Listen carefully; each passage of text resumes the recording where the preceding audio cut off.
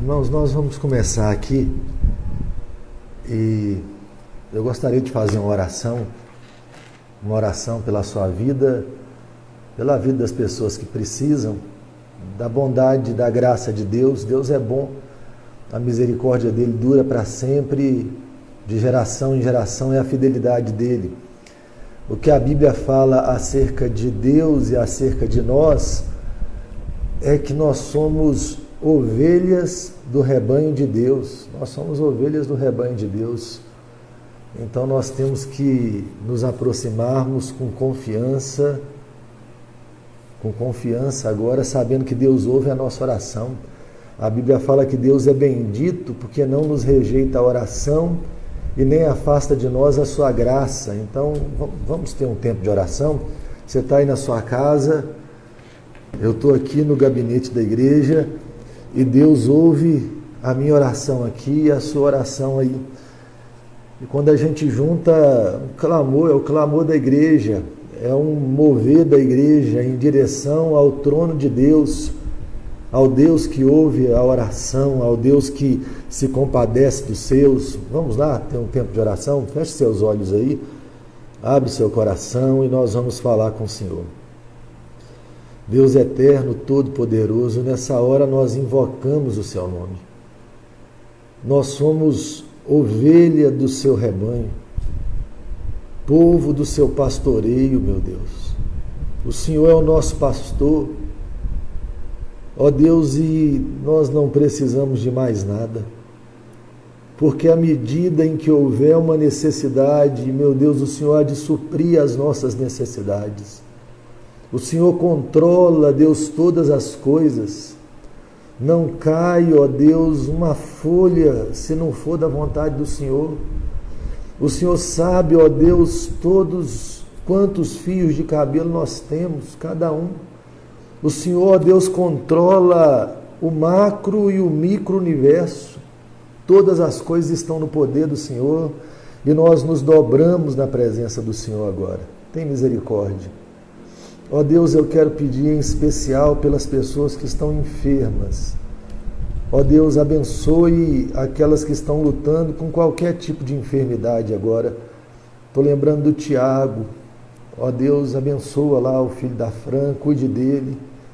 Ó Deus, dê a ele força nesses dias e acima de tudo, ó Deus, tire a enfermidade do corpo dele. Traz ao coração dele tudo o que é necessário trazer nessa hora, cuide da família toda. Ó Deus, abençoe os nossos amigos, ó Deus, que estão aqui agora e possam estar enfrentando alguma enfermidade. Tem misericórdia do nosso planeta, Deus, nesses dias. Ó Deus, abra uma porta para que essa vacina chegue logo, para que a vida volte ao normal. Proteja as pessoas que estão trabalhando, aquelas que estão enfermas, ó Deus, com coronavírus, que o Senhor possa sustentar. Aquelas que estão lutando contra a ansiedade, que o Senhor tire toda a ansiedade do coração agora. Visita esse irmão aí que está participando dessa live, tira a ansiedade do coração dele, tira o medo. O Senhor controla o tempo, ó Deus, da nossa vida. Ninguém, ó Deus, vai morrer nem um segundo antes, nem um segundo depois. O Senhor controla a nossa história, por isso, ó Deus, tira as angústias do coração e os medos, ó Pai, em nome de Jesus. Abençoa-nos. Nós oramos no nome de Jesus. Amém. Coisa boa, né? Chegou mais gente aí enquanto a gente orava. Felipe. E aí, Felipe, tá joia? Luquinha tá aí, bonito como sempre. E aí, Tati?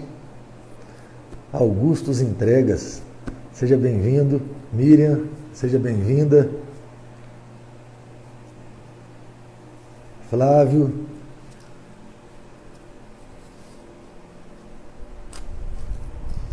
Tagutiege. Eu não estou lembrando do seu nome por esse Tagutiege. E aí, Luquinha? Continua bonito do mesmo jeito. Sanches, Mariclei. Pessoal, eu vou fazer uma reflexão nessa noite,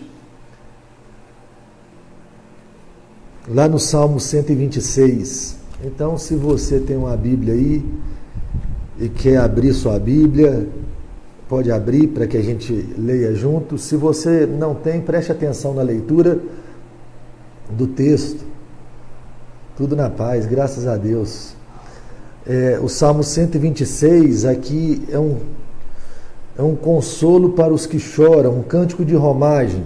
O povo de Israel cantava essa canção enquanto eles faziam aquelas viagens para Jerusalém. Dos salmos que se cantava nas viagens de peregrinação, o Salmo 126 estava nas canções. E nada é mais poderoso do que uma canção.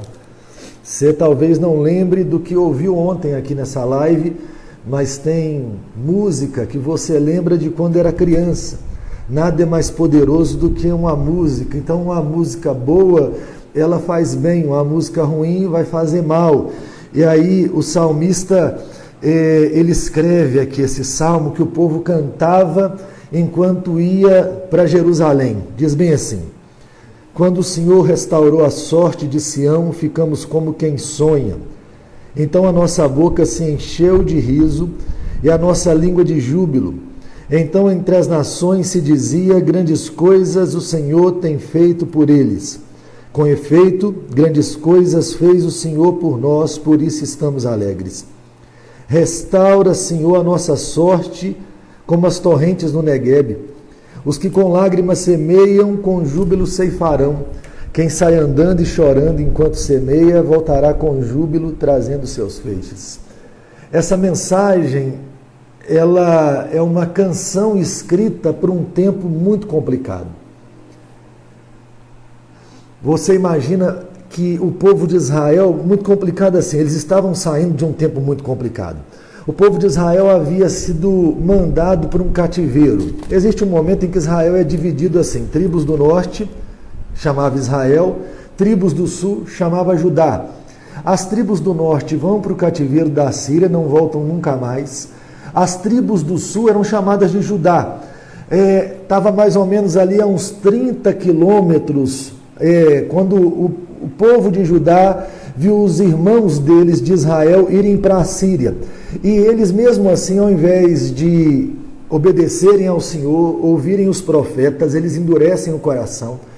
E aí Deus dá uma palavra muito difícil para eles. Deus diz que agora eles também irão para um cativeiro, mas esse cativeiro tem um tempo.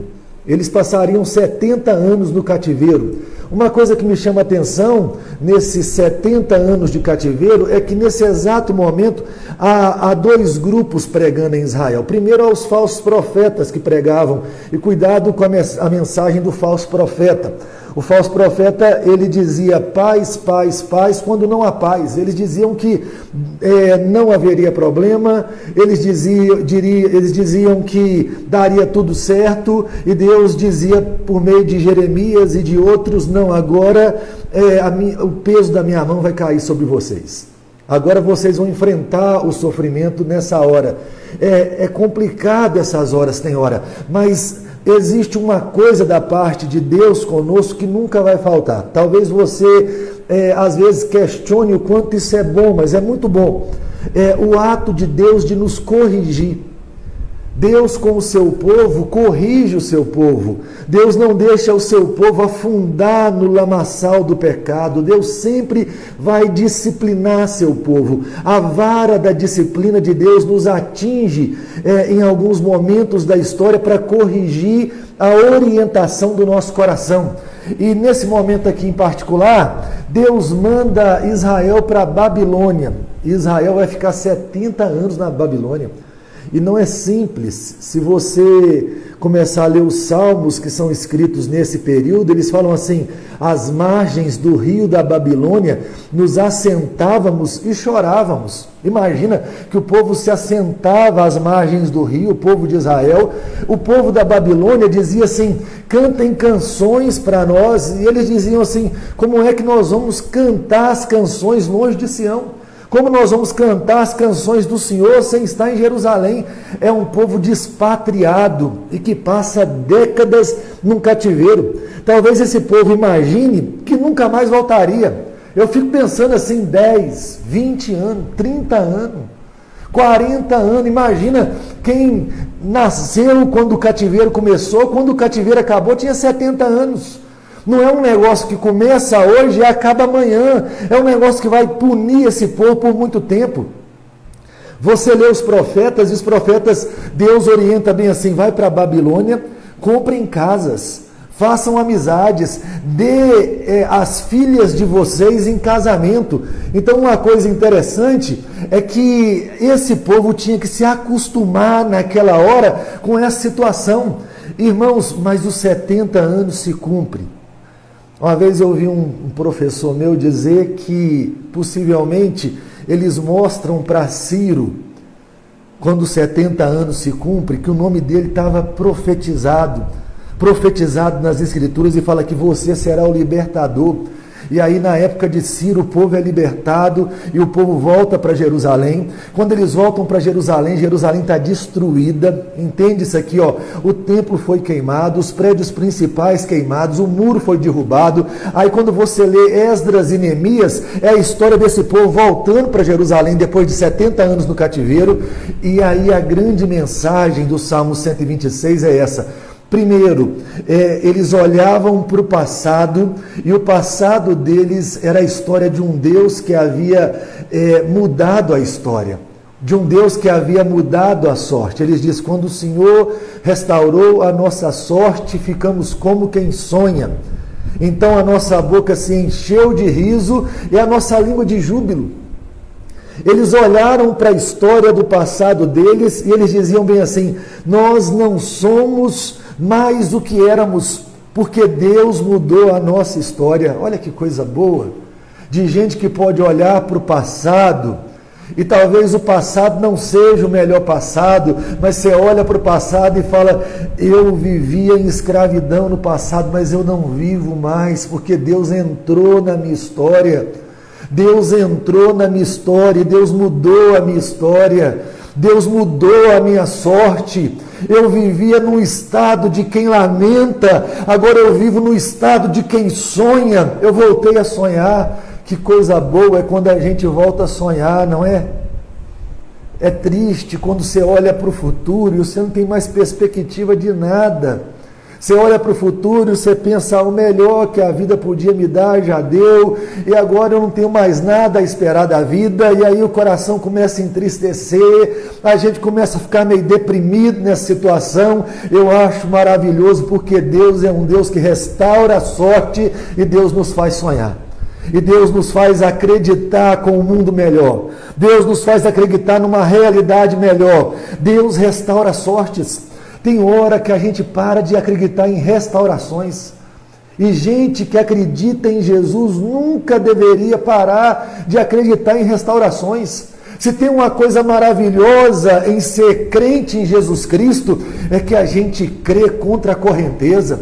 Às vezes está tudo dizendo ao contrário. Está tudo falando bem assim, você não vai aguentar. Ah, esse tempo é complicado demais para você. Por que você acredita, apesar das dores que você sente, apesar das dores que estão fora de você? É interessante que o que a gente crê é maior do que as circunstâncias que a gente vive. E aí o salmista fala, Deus restaurou coisas. Eu quero dizer uma coisa para você, meu irmão, minha irmã. Deus é um Deus que restaura realidades. Talvez você está aí num casamento e você pensa, meu casamento já deu o que tinha que dar, eu não suporto mais esse casamento. Deus é poderoso para restaurar seu casamento. Talvez você está aí num relacionamento de pai e filho, e aquela guerra estabelecida, e você fala, não tem mais jeito, meus filhos foram embora, meus filhos não gostam de mim, ou você fala, os meus pais não gostam de mim. Deus é poderoso para restaurar esse relacionamento de pais e filhos. Deus é poderoso.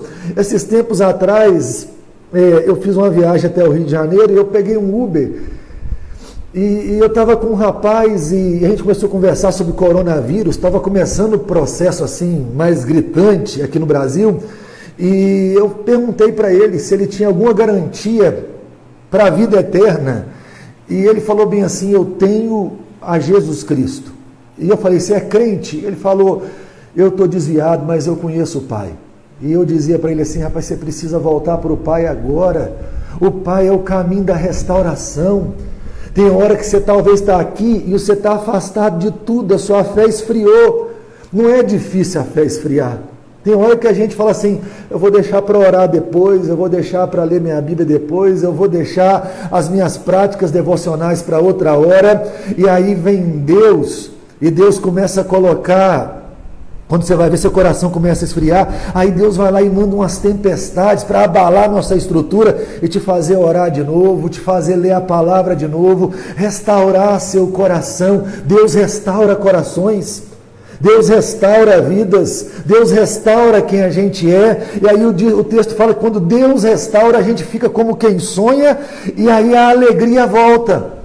Aí ele fala, quando o Senhor restaurou a sorte de Sião, ficamos como quem sonha, então a nossa boca se encheu de riso, e a nossa língua de júbilo. Agora aquele povo que estava no cativeiro e não queria cantar, agora quer cantar. Você está no estado de quem não quer louvar? Deus pode te colocar no estado de quem quer louvar, de quem quer cantar uma canção, de ter júbilo no coração, de ter alegria nos olhos, de ter paz na alma. Aí ele fala assim, e não só a gente percebeu isso, mas eles falam bem assim, e entre as nações se diziam, grandes coisas o Senhor tem feito por eles, por isso estamos alegres. Que coisa boa, quando Deus restaura a nossa vida, quando Deus restaura a nossa casa, não a gente apenas percebe, mas quem está ao nosso redor percebe, porque um coração alegre traz formosura para o rosto, a gente começa a expressar essa alegria, e as pessoas perguntam, de onde vem isso? Você fala, vem da restauração que veio de Deus. Você precisa acreditar que você confia num Deus que restaura. E aí tem uma outra coisa, tem um outro momento no Salmo. O primeiro momento é o momento em que eles olham para o passado e veem a restauração de Deus. Eu olho para a minha história e olho para a sua história, e eu tenho certeza absoluta que se você está em Cristo, na sua história tem o sacrifício de Jesus. Deus restaurou a sua sorte em Jesus Cristo. Eu tenho certeza absoluta, você pode não ser quem você tem que ser um dia, mas você já não é mais quem era. Você teve a vida transformada em Cristo. Então, quando você olha para a história, você fala, Deus me salvou e Deus tem cuidado de mim, louvado seja o nome do Senhor Jesus por isso. Mas tem um outro pedido. É quando esse povo vira para Deus, eles falam assim, restaura a nossa sorte. O primeiro momento é quando o Senhor restaurou. O segundo momento é restaura a nossa sorte, como as torrentes no Neguebe. Aí ele fala, os que com lágrimas semeiam, com júbilo ceifarão. Quem sai andando e chorando enquanto semeia, voltará com júbilo trazendo seus feixes. Escuta aqui, eu acredito que eu esteja falando com a grande maioria que olha para o passado e fala, Deus já restaurou a minha sorte. De gente que olha para o passado e está lá o sacrifício de Jesus por você. Tem livramentos de Deus na sua vida, se você está aqui agora, assim, inúmeros livramentos. Deus já te livrou inúmeras vezes. Deus já fez milagres inúmeras vezes na sua vida, se você está aqui agora, né, Vanessa? Se você está aqui agora, Deus já fez isso inúmeras vezes na sua vida. Então, uma coisa que você tem que entender é, nós estamos aqui porque Deus já fez grandes coisas no passado. Salmo 126, irmã. Mas ao mesmo tempo, o salmista fala, restaura a nossa sorte. Aqueles que já receberam a restauração no passado, agora eles falam, restaura a nossa sorte, porque a gente continua vivo, e a gente precisa ainda do auxílio de Deus. Tem hora que a gente olha para o Evangelho e acha que o Evangelho é coisa do passado. Não, o Evangelho é coisa de todo dia, todo dia. Não, mãe, 126. Não é o 26, é o 126, Salmo 126. O Evangelho não é só uma coisa do seu passado, o Evangelho é uma coisa que te transforma todos os dias, todos os dias, todos os dias, e todos os dias a igreja faz uma oração a Deus, para que Deus restaure coisas. O Deus que foi poderoso para fazer grandes coisas na sua vida no passado, continua sendo poderoso para restaurar a sua vida hoje. E é maravilhoso porque a metáfora do salmista é, restaura a nossa sorte como as torrentes no Neguebe. O Neguebe é um deserto árido, E nesse deserto árido, aí fica muito mais embaixo esse deserto, mais perto ali do Mar Morto, e aí chove nas cabeceiras, perto das montanhas, e de vez em quando lá desce tipo uma enchente que transforma o deserto num rio. E aí uma coisa interessante é que boa parte do ano ali é um deserto, um lugar sem vida. Deserto é sinônimo de morte na Bíblia, mas quando as torrentes passam, meus irmãos, ali começa a nascer coisas. Eu estava vendo hoje vídeos sobre o Negueb e nascem flores bonitas que só nascem ali. Nascem assim, vegetações singulares que só nascem ali naquele lugar, quando aquela água passa ali. E aí esse povo que está vindo do cativeiro da Babilônia e tem que reconstruir a vida em Jerusalém, você imagina, não tem mais casa, não tem mais templo do Senhor, não tem mais nada. Eles falam: Deus, nós precisamos da força do Senhor para restaurar a nossa sorte. Nós não damos conta de restaurar sozinho. Se o Senhor nos abandonar, nós não conseguimos restaurar nada. Essa tem que ser a sua oração e a minha oração. Entenda uma coisa, de vez em quando a vida da gente vira um deserto apavorante. De vez em quando você olha para a sua vida, você olha para a sua história, você olha para o planeta que você vive e você fala: pelo amor de Deus, parece que está virando um lugar árido e sem vida. E aí uma coisa que me chama a atenção é hora de clamar: Deus, restaura a nossa sorte, faz a água da vida passar aqui, faz o rio da vida passar aqui, trazer vida para nós de novo. E aí tem uma última coisa que eu queria falar, é que o salmista fala assim: quem sai andando e chorando. Tinha gente que morava ali perto, ali no Negueb. E você imagina que aquele cara tinha sementes para plantar, para alimentar a família dele. E ele precisava que as torrentes viessem, para que as torrentes regassem as sementes que ele estava plantando, que ele estava jogando no chão. E para que aquilo brotasse, e para que o trigo viesse, e para que a família dele comesse. E como é que ele plantava? Quem sai andando e chorando. Quem sai andando e chorando. O cara jogava a semente no chão e chorava. Porque se não viesse a restauração de Deus, se não viesse as torrentes, a família morreria de fome.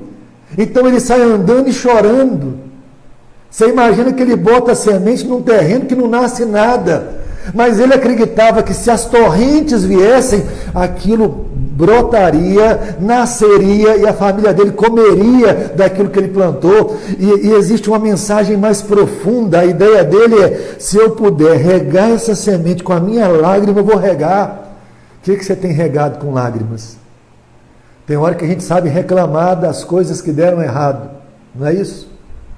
Tem hora que fica eu e você aqui reclamando, mas você desaprendeu o caminho da restauração.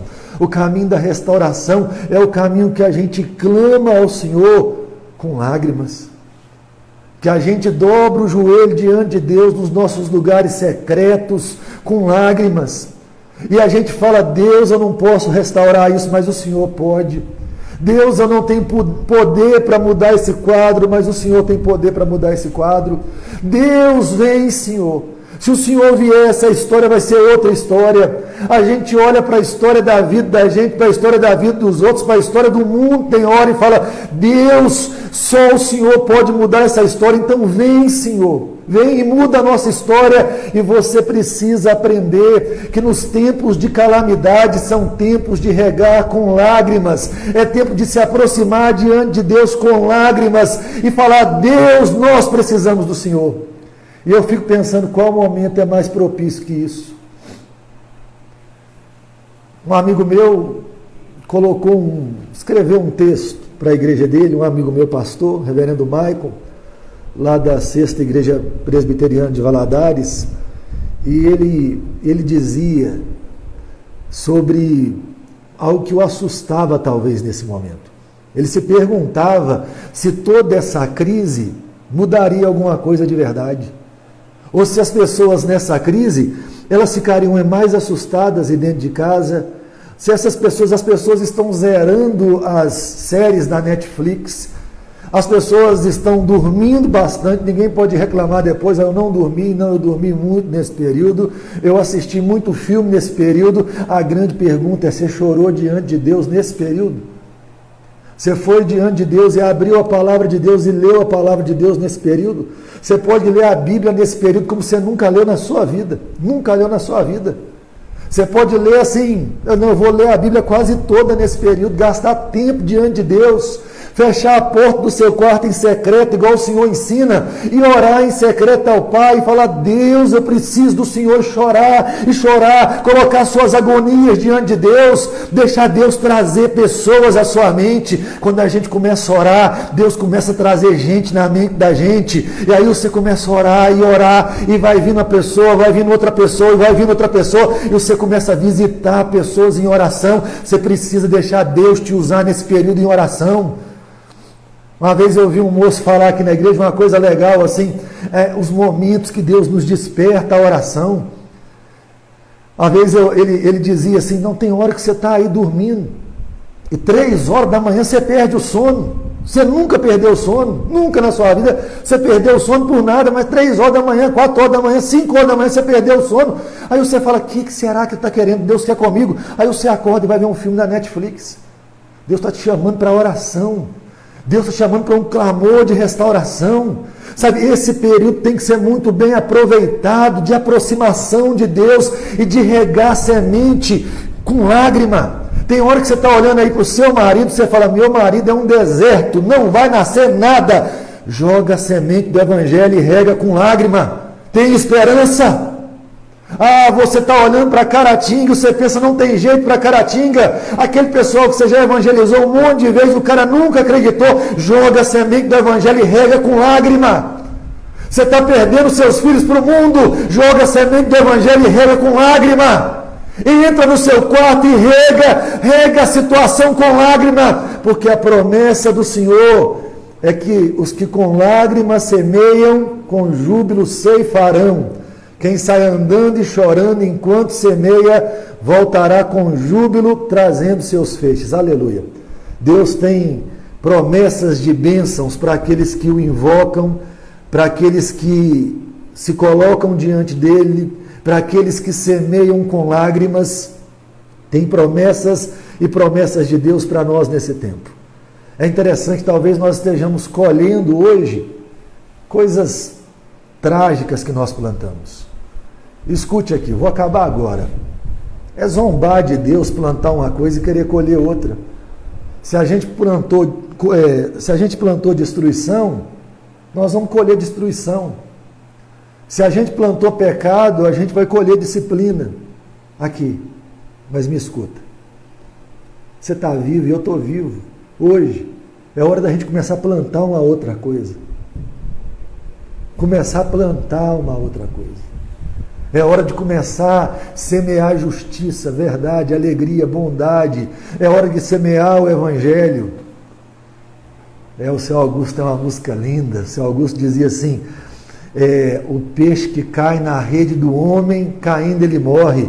O peixe que cai na rede do mestre começa a viver. Nós temos que lembrar de semear nesse tempo de dor, para que o tempo de felicidade chegue. E aí eu queria terminar aqui agora, e eu queria dizer isso para você. Escuta aqui, de coração. Não dá para mudar algumas coisas agora. Agora, nesse exato momento, sabe a única coisa que dá para fazer? É comer o que a gente plantou. Se é bom, se é ruim, se você não gosta de jiló e plantou jiló, eu sinto muito, você vai ter que sobreviver de jiló agora. A gente vai ter que viver disso aqui agora, e é isso aí. Come o que você plantou, mas eu queria falar uma outra coisa. Comece a plantar coisas novas a partir de hoje. Comece a semear com lágrimas e comece a semear com esperança. E eu queria que você lembrasse uma coisa. Por que você vai fazer isso agora? Porque Deus lá atrás já restaurou a sua sorte. Deus lá atrás já fez coisas grandiosas por você. Então, baseado no que Deus já fez, você vai semear com lágrimas hoje e esperar que Deus continue a fazer grandes coisas. Ô Luana, seu aniversário é hoje, não é? Eu acho que é. Se é, parabéns para você, para o Tiago Emery, que Deus abençoe. Meus irmãos, vamos terminar aqui. E aí a minha palavra para você que veio aqui, amanhã a gente continua. Amanhã nós vamos tentar uma experiência nova. Nós vamos tentar usar o Zoom para um estudo bíblico aqui na igreja, então vai ser um tempo com mais tempo. Aí eu vou expor um texto do Evangelho de João e aí dá para perguntar, dá para conversar, a gente vai tentar fazer isso amanhã. Se você quiser participar e você não é aqui da igreja, mande uma mensagem aí, manda seu número do WhatsApp, que eu vou te mandar o convite, beleza? E aí você participa com a gente do estudo bíblico, amanhã às 7h30, às 19h30, pelo um programa chamado Zoom. Você tem que baixar aí no celular ou baixar no computador e aí você participa com a gente.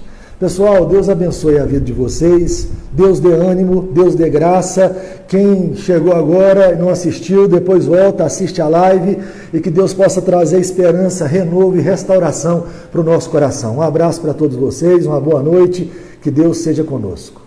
Até amanhã.